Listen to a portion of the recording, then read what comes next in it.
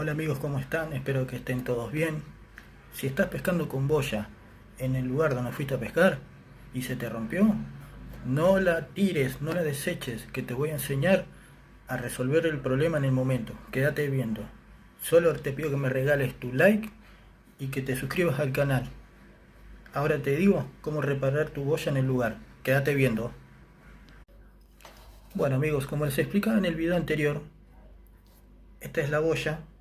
Si bien lo que tiene acá en medio es una varilla de electrodo, así como esta, si se alcanzan a ver, cuando pasan una punta, como está acá, le doblan la punta, ven, se alcanza a ver, te queda así de esta forma.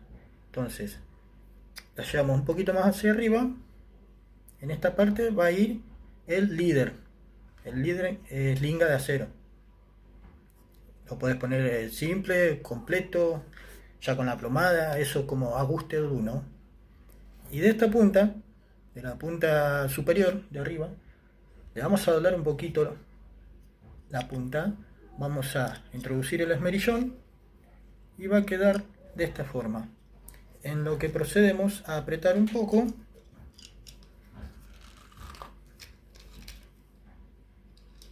Si bien está un poquito duro, porque ya queda en contra, aunque se resbala, se corre, y eso es lo que no queremos que se salga.